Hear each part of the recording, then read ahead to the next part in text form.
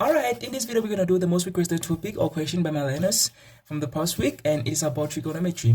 So it's a question that involves simplification and general solution. It was only 3 questions. They only asked me to do 6.2, 6.3 and 6.4, and of course they've actually asked me to skip 6.1 because it was relatively simple, right? So I'm going to do this question and show them how to tackle this type of questions. So it's only 3 questions and we're going to spend approximately 20 minutes just doing it, right? So I hope that you're going to enjoy this video. Let us get into it. So the first question was 6.2, and it is said, it's a simplification question, by the way. So it said, determine without using a calculator, and that without using a calculator is it is bold, right? So it is bolded. So yeah, we shouldn't utilize any calculator at all. So the same, determine without using a calculator the value of the following trigonometric expression. So we're going to have to simplify this.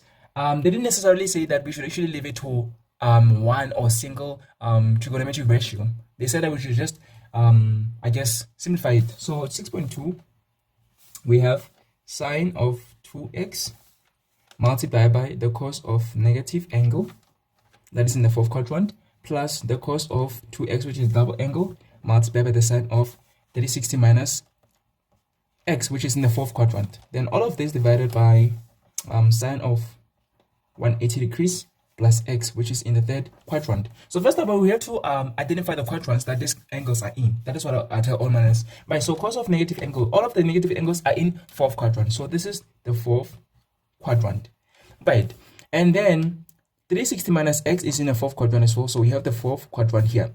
180 plus x is in the third quadrant. So we have the third quadrant here. These two are the double angles, and they can be in any quadrant, so we're not sure. Okay, so we cannot classify the quadrants that these two are in, these double angles, but we can classify these other ones because it is clear that they are in the other quadrants respectively. So the second step is going to be, first let us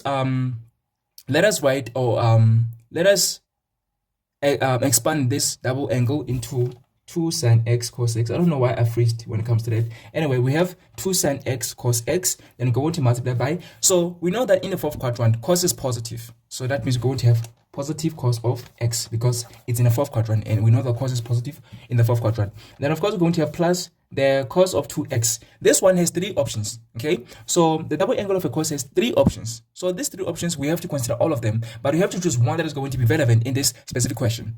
So you have 3 options. So we have the first option, which is cos squared x minus sine squared x. We also have 2 cos squared x minus 1. We also have 1 minus 2 sine squared x. So you have to choose the one that is relevant. For now, let us skip it. Okay, so let us write it still as cos 2x. Let us keep that for now. We're gonna consider it in the third, maybe in the third step. So sine of 360 minus x, we know that this is in the fourth quadrant. So sine is negative in the fourth quadrant. So that means we have negative sine of x. So this all over sine of 180 plus x. So 180 plus x is in the third quadrant, and we know that sine is negative in the third quadrant. So we're going to have negative sine of x. Then this is equal to, this is our third step. So we have 2 sine x cos x multiplied cos x. So cos x multiplied cos x is cos squared x. So that means we have 2 sine x cos squared x. Then we have plus. Okay, so everything here is in terms of sine x and cos x. And also here we have sine x and cos x. So we must make sure that we choose the one that has the cos x and the sine x. But if we choose this one, look at this. If we choose this one here, which is the third option, that means we're only going to have sine x, which is not going to be the same as the first one. So here we have sine x and cos x. So we want to make sure that at least we have some like terms, or we're going to take out maybe a common factor or something, right? So we want to make sure that the second term here, which is this one, it is in terms of sine x and cos x, both of them. So that means we're going to have to eliminate this option. But that means that the option that is still there to be utilized is option number 1 and option number 2. But still, we have not yet decided which one between the two is relevant. Okay, so I'm going to keep the cos 2x as it is. But remember that we had positive cos 2x multiplied negative sine x. So that means positive multiplied negative is negative. So we don't need to write this positive here. We have negative. So we have negative, and then we have sine x. Since we have written sine x first in the first term, we have to write the sine x first in the second term. So we have sine x multiplied by cos 2x. So we have not yet decided if we're going to make it the first option or the second option. The third one is already not qualified because it is going to lead this to be only in terms of sine x and not cos x. Right, so we try to avoid it. So now we have negative sine x, right? So let me see.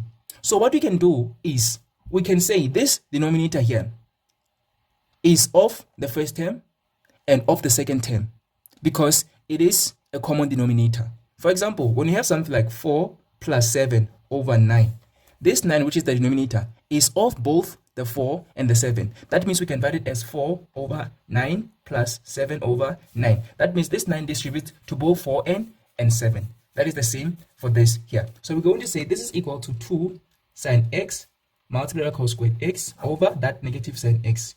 Then minus, then we have sine x times cos 2x over negative sine x. Then this is going to be equal to the sine x is going to cancel the sine x. Therefore, we're going to be left on top with 2 cos squared x over negative 1. So 2 cos squared x over negative 1 is simply negative 2 cos squared x. Then minus, and then the sine x cancels the sine x, and the negative and negative makes positive. So that means we're going to have plus, and then we have cos 2x. Are we still together? I hope that we are. So look at what happened. So what happened is we have ignored the cos 2x, cos 2x, cos 2x, and even here. Why? Because in the first step, we said that cos 2x, which is a double angle of course, it has 3 options. So we do not know yet which one we have to, or which one is relevant to this example here, right? So which one we have to choose, we don't know. So since we still have not decided, we're going to keep it. Then in the second step, we can tell that this is in terms of the cos and the sine. This is in terms of the cos and the sine, right? So since we still have not yet decided if we're going to take the first, the second one, or the third one, we're going to keep it the same. But in the third step, since this is in terms of the sine and the cos, we have to eliminate the sine, because if we keep the sine, then this is only going to be in terms of the sine, but this one's going to be in terms of the cos. Why do we want it to be in terms of the cos and the sine? Because the first one is in terms of the cos and the sine. So we want to make sure that at least there's a common factor or there is like terms. Okay? So since if we substitute the 1 minus 2 sine squared x, we only want to have this one in terms of sine. We don't want that. Okay? So that means we're going to eliminate the third option and we're going to consider only the 2 options. Then we're going to keep it here. So that means we still have 2 options to choose from. But here we can tell that, okay, this negative sine x is a common denominator. We can actually distribute it to both this one term and this term. That is what we have done. After doing that, we just found out that this leads to this and this leads to this. Now that we have negative 2 cos squared x, okay, so since this first term is only in terms of cos, it is not in terms of sine, it is only in terms of cos, we have to make this one to be only in terms of cos. So since we have 2 options here, the first option and the second option, we have to ignore the one that is in terms of sine. We only have to consider the one that is in terms of cos, so that at least we have like terms or we have a common factor. So we're going to eliminate the first option. Therefore, the second option is the one that we're going to consider. I hope that is clear. So a lot of learners have asked me, how do you know which option we're going to turn the cos 2x into? Is it going to be the first, the second, or the third option? This is how you do it. You should keep it until you are sure which one is relevant, okay? So I hope that this has actually been helpful. Anyway, we're going to have negative 2 cos squared x, then plus the cos 2x, we're going to turn it into 2 cos squared x, then minus 1. Now we have the like terms. Beautiful. So this like term is going to cancel that like term because negative 2 cos squared x plus 2 cos squared x is 0. And then only negative 1 is going to remain. Therefore, the whole of this simplified is negative 1. And there's a method which you can actually utilize to check this. Okay, so that means that we can actually check if this is true. How can we do that? We're going to substitute, we're going to let x be any angle. We're going to let x be any angle. When I say any angle, I mean like any real angle. 30 degrees, 29 degrees, 2 degrees, 110 degrees, any angle, whether it is negative or positive, it just has to be real, okay? So you're going to let x be any angle. So you're going to substitute it into the original expression. If it gives you negative 1, it means you have actually simplified this correctly. But if it doesn't give you negative 1, that means you have not simplified this correctly. Any angle. It doesn't need to be the special angle. It doesn't need to be 30, 45, 60, 90, and so on, no. It has to be just any angle. So we're going to substitute, for example, let me say 2. I'm going to do 2 examples. I'm going to substitute first 2. So I'm going to let x be 2 degrees. The other one, I just want to be random. So I'm just going to substitute maybe x is equal to 110 degrees. So I'm going to put this into the calculator and see if it's going to give me negative 1. You're also welcome to do the same. And also utilize other angles. if that's going to be convenient for you as well. Okay, you are welcome to say 3 degrees, 4 degrees, 5 degrees, 65 degrees, 61 degrees, 67 degrees, 100 and whatever degrees. Okay, yeah, so that is how we check if we've actually simplified this correctly. So we know that the answer is -1, but we want to check if it is actually true. Okay, so we're going to do that, but I know that the certain learners that is actually transformed this. So instead of us doing this in the third step, I know that the certain learners that would not prefer to distribute the denominator into the first term and the second term. There's certain learners that would actually utilize that. What they would do is they would take out the sign on top there. Out is a common factor. So what they would do is in the third step they would say this is equal to, so since we have 2 sin x cos squared x squared cos squared x minus sin x multiplied by cos 2x. What they're going to do is, okay, we have a like term here, which is the sin x. So we're going to take that out as a common factor. So they're going to be like, okay, so sin x outside, and then in brackets, we're going to have 2 and then cos squared x. So instead of this step, this is what they have done. They have not distributed the denominator into the first term and the second term. What they have done is they have taken out the common factor. So there's different ways in which you can actually kill a cat, or there's different ways that you can actually simplify this, because you're just going to apply algebra. So factorization, distribution of the denominator and so on, right? So here we're going to just factorize. So we're going to have 2 cos squared x, then minus, then we're going to have cos 2x.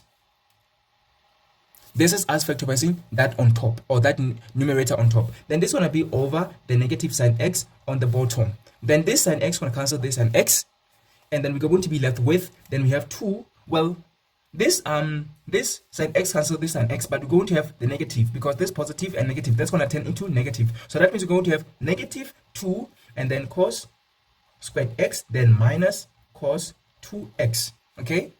Right, now that we are here, let me shift my camera a little bit down so you can be able to see how we're going to do it. Take it down a little bit, so sorry about that.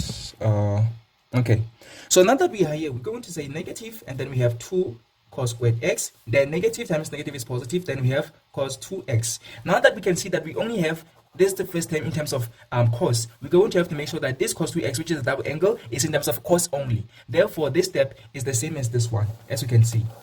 This step and this step are the same. Although we have utilized 2 different methods or 2 different approaches, the second step, the second last, okay, well, the third last step is going to be the same. So it doesn't matter if you actually went this approach or this approach. The answers are going to be the same. So we can tell that the answers are going to be -1. So let us prove that this whole thing simplified is -1. So we're going to press this into the calculator and determine what it is equal to. Unfortunately, well, let me say, you know what I'm going to do? Because I don't have a physical calculator with me, I'm just going to share the screen and utilize the calculator that I have on my phone, okay? So please wait a second as I press it into the calculator. So we're going to substitute x is equal to 2 degrees and also x is equal to 110, 111 degrees. You're welcome to utilize any, or let x be any angle, 110, 111, 65, 81, whatever angle, okay? So that is for your own convenience. But I'm just going to utilize these 2 examples to prove that this is how we can actually prove or show that this thing simplified is -1, okay? So just for a second as I actually do that. So I'm going to cut the video and then I'm going to share my screen to show you how to do this in the calculator, because I don't have a physical one. So yeah. Alright, so my battery was low, but please do not mind that. So remember that we had sine of 2x. So I'm going to let x be 2. So I'm going to say 2 into 2. So that's going to be like sine of 2x. Well, let me actually make sure that this is a fraction. So this is sine of 2 multiplied by 2 degrees multiplied by the cos of -2. So remember that I'm going to substitute wherever I see x 2, right? So we have cos of -2 and then plus, and then we have cos of 2 into 2, because that's cos 2x. So wherever we see x, we put 2 and then multiply by the sine of 360 degrees minus 2. Because that's x. Then all of this divided by sine of 180 degrees plus 2. It must give us -1. What does it give us? Let me see. Let me just press the equal sign. There we go.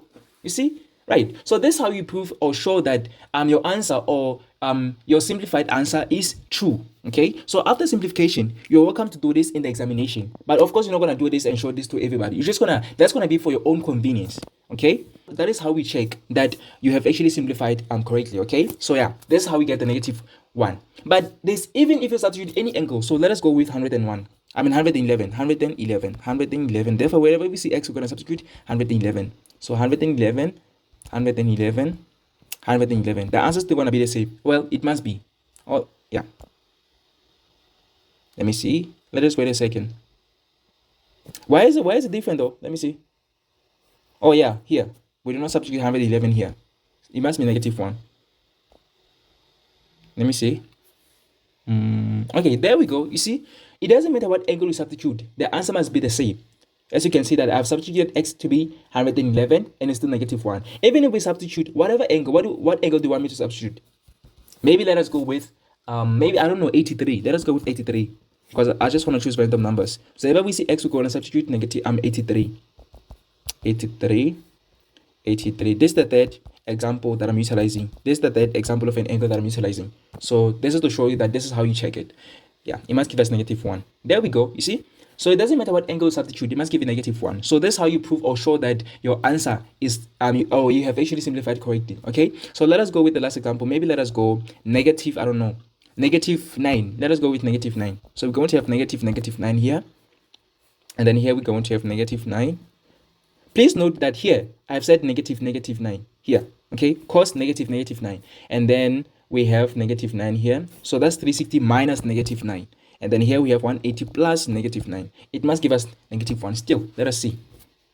Let us see if it's going to give us. There you go. You see? So it doesn't matter what angle you substitute, you're still going to get the same answer. Okay? So this is how we show that. This is how we prove to ourselves that we have actually simplified correctly. Okay? So of course we have actually gotten that the whole thing simplified is -1, and this is how we ensure that we have actually simplified correctly. All right? So yeah, let me actually go back to the book because I've actually seen how we do this.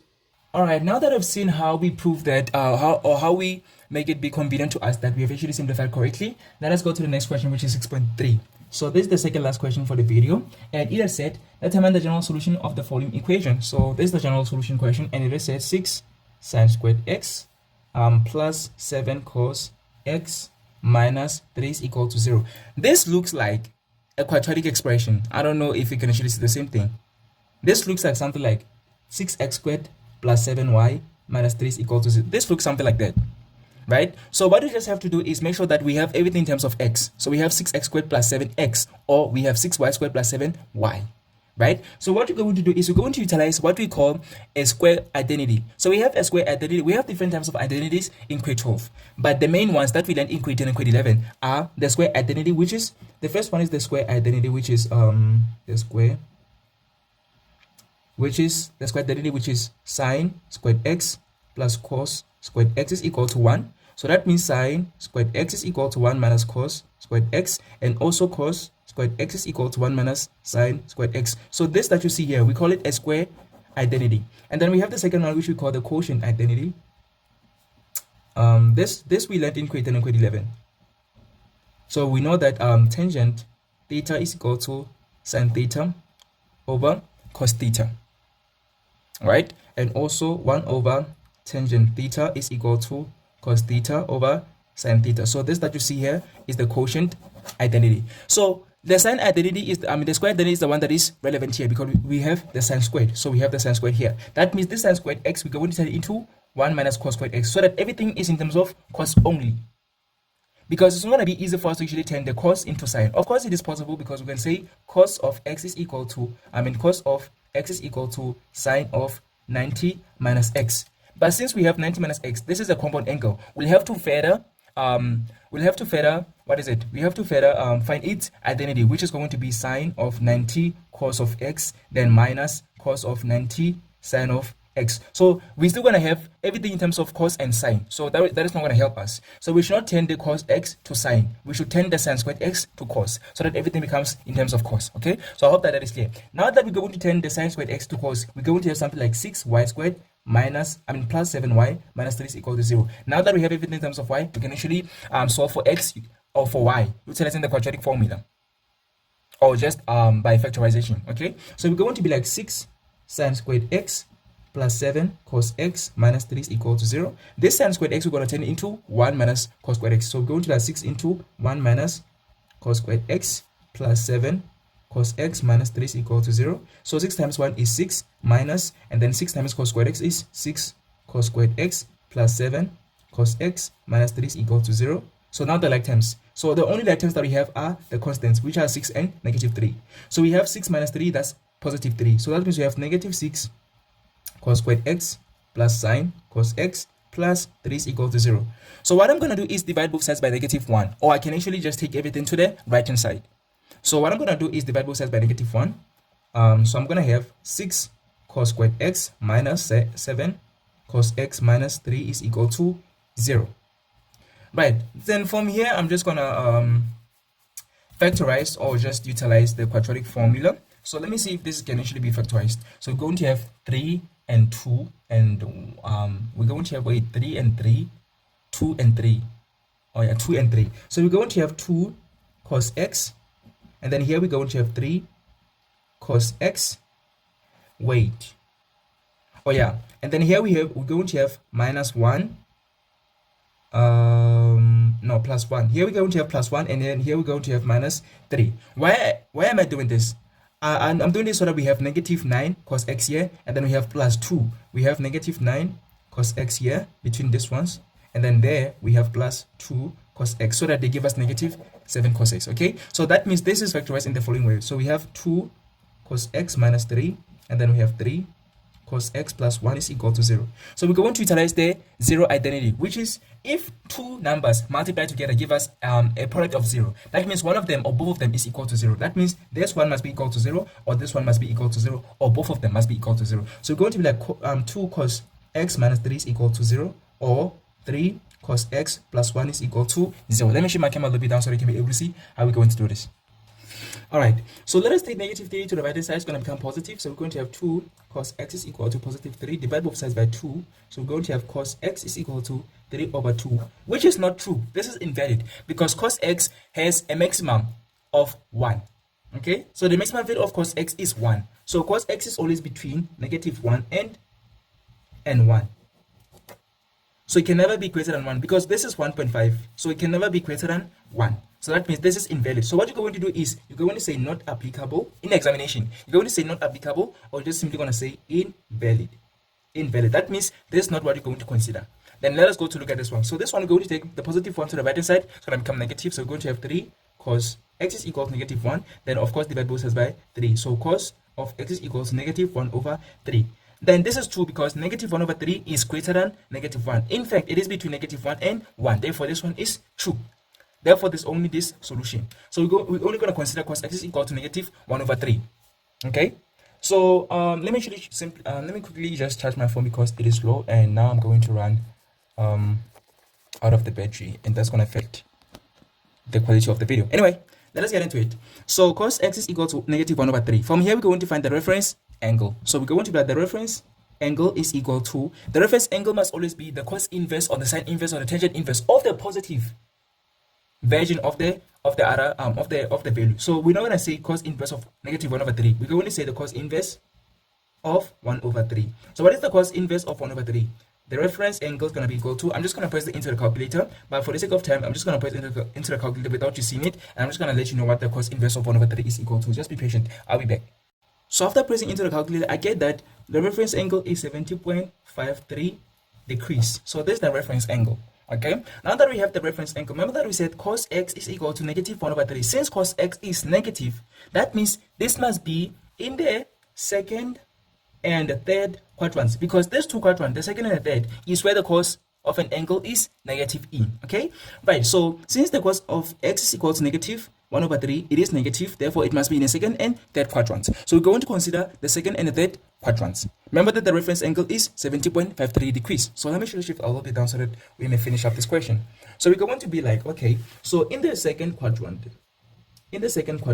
we know that x is going to be equal to the reference, 180 degrees. 180 degrees minus the reference angle. Remember that in the second quadrant we have 180 degrees minus x. Okay, so this x now is going to be the reference angle. Okay, so we're going to be like 180 degrees minus the reference angle, which is 70.53 degrees. Then whatever this is, we're going to be like plus k multiplied by 360 degrees.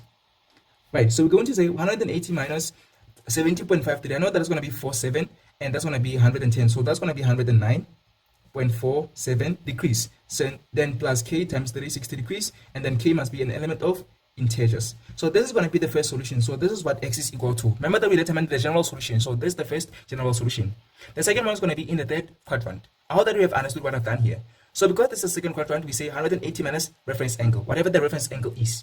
Then we're going to be the 180 degrees minus the reference angle plus k multiplied by 360 degrees. Then 180 degrees minus 70.53 is 109.47 degrees. Then plus k times 360 degrees. Then of course k is an element of integers. That means -1, well, -3, -2, -1, 0, 1, 2, and so on, right? Right. So now let us go to the third quadrant, which is going to be the last solution for this question. So third quadrant is where we have angles that are greater than 180 degrees but less than 270. So we have 180 plus x. So we're going to be like x is equal to 180 degrees plus the reference angle. So our reference angle is equal to 70.53 degrees. Then whatever that is, multiplied by the k multiplied 360 degrees. Well, plus k times 360 degrees. That's what I meant. And then here we're going to have 250.53 degrees plus k times 360 degrees. And then k must be an element of integers. That means, oh my god, I can't really see that. I'm so sorry. I couldn't really tell that you couldn't see that. I'm so sorry. Okay, right, let me actually explain that again. So that quadrant is where we have 180 degrees plus x. Those are the angles that are between 180 and 270. They're greater than 180 but less than 270. So it's 180 plus x. So x, by the way, is also an acute angle. That means it is not greater than 90 degrees. That is why we are sure that this is in the third quadrant, because 180 plus any angle that is less than 90 degrees is going to be in the third quadrant. That means it's going to be greater than 180 but less than 270. So we're going to be like x is equal to 180 plus that reference angle, which is 70.53. So that 180 plus 70.53 degrees, which is the reference angle, is equal to 250 plus 250.53 degrees. Then we're going to be like plus k times 360 degrees, and then k is an element of integers. So I hope that is clear. So these are the two solutions for this question, for this example that we had in this question. Okay, so I hope that I've actually explained in a way that you understand, and from now on you're going to be able to tackle this type of questions. Let us go to the last question for the video, which is 6.4. So let me go to the next page because I've run out of the space in this page. All right, now the last question, which is 6.4. Remember that we said 6.2, the answer is -1. Then 6.3, we said that we have x is equal to 109.47 degrees plus k 360 is an element, k is an element of integers, or x is equal to 250.53 degrees plus k 360 degrees, and then k is an element of integers. Then now we are doing 6.4, and in 6.4 they said given x plus 1 over x is equal to 3 cos a, and x squared plus 1 over x squared is equal to 2. So let us write that down. X plus 1 over x is equal to 3 cos a, and 1 over y, okay, x squared, and then x squared plus 1 over x squared is equal to 2. Right, so if you're given something like this, because the question says determine the value of cos 2a without using a calculator, first of all we have to determine what is 2a equal to. That is the first thing that you have to ask yourself. Before, forget about the two equations that have been given. Ask yourself, what is the value of 2a? What is 2a, cos of 2a equal to? Because cos of 2a, we know that it's a double angle. We have to make sure that we expand it. We have to make sure that we consider all of these three options. So we know that cos 2a is equal to, first option is cos squared of a minus sine squared of a. The second option is 2 cos squared a minus 1. The third option is 1 minus 2 sine squared a. So which one between the three are we going to consider as the value of cos 2a? We're going to find out later, but at least this is what we're expecting for cos 2a. Right, they're saying that x plus 1 over x is equal to 3 cos a, but they've also given us that x squared plus 1 over x squared is equal to 2. So the fact that I've said that x squared plus 1 over x squared is equal to 2, that means there must be some way where we're going to have something like x squared plus 1 over x squared. Okay, so whatever that x squared plus 1 over x squared is, we're going to equate it to 2. Therefore, we have to find some way where we're going to say x squared plus 1 over x squared. Then whatever thing that we're going to find as that, we're going to equate it to 2, or we're going to substitute 2 there. So where can we find something like x squared plus 1 over x squared? We can actually find it here. That means we're going to find this x squared plus 1 over x squared here. But how is the question? How are we going to do that is the question. How are we going to find x squared plus 1 over x squared here? So wherever we go, okay, after finding out x squared plus 1 over x squared, we're going to substitute 2. That's what we got to keep in mind. We're going to substitute 2 wherever we see x squared plus 1 over x squared. So let us try to find what x squared plus 1 over x squared here. How are we going to find that? We have to square both sides, okay? So we have to say x plus 1 over x, then we're going to square that. That is going to be equal to whatever we do on the left hand side, we must also do on the right hand side. So we're going to be like 3 and then cos a, and then we're going to square that. So what is this equal to? So we're going to have x plus 1 over x multiplied by x plus 1 over x. So according to algebra, we know that we're going to have x squared, of course. Then we're going to multiply the 2 terms in the bracket and we're going to multiply them by 2. So what is x multiplied by 1 over x? So we're going to have x multiplied by 1 over x. That is going to be 1 because this x is going to cancel this x and only 1 is going to remain. That one we're going to multiply by 2. So we're going to have plus 2 and then we're going to say plus, and then 1 over x squared is the same as 1 squared over x squared, because 1 over x squared, this squared is going to distribute to both the denominator, the numerator and the denominator. That means we're going to have 1 over x squared. Therefore we have x squared plus 2 plus 1 over x squared. This is equal to 3 squared is 9. Cos a squared is the same as cos squared a. Now this that you see here is that. Okay, so now we have x squared plus 1 over x squared. You see, now we have actually found what we are looking for. We know that x squared plus 1 over x squared is equal to 2. Therefore, where we see x squared plus 1 over x squared, we go to substitute 2. Then we still have the plus 2, which I think a lot of learners are still asking themselves, how did we get the 2? This is how we have got the 2. Okay, when we have something like x plus 3 and then we square that, we say x squared. Then we multiply x by 3. That means we multiply the terms inside the bracket. We say x multiplied by 3 is 3x. Then we multiply that 3x by 2. Therefore, 3x multiplied by 3x multiplied by 2 is 6x. Therefore, this is going to be plus 6x. Then we're going to be like 3 squared is 9. So this is how we determine the trinomial from the perfect square of a binomial without doing the FOIL.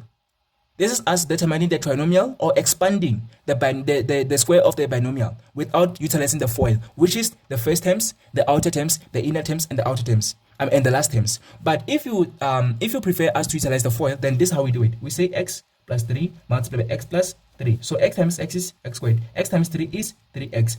3 times x is 3x. 3 times 3 is 9. So this is where we get the 3x multiplied by 2 from.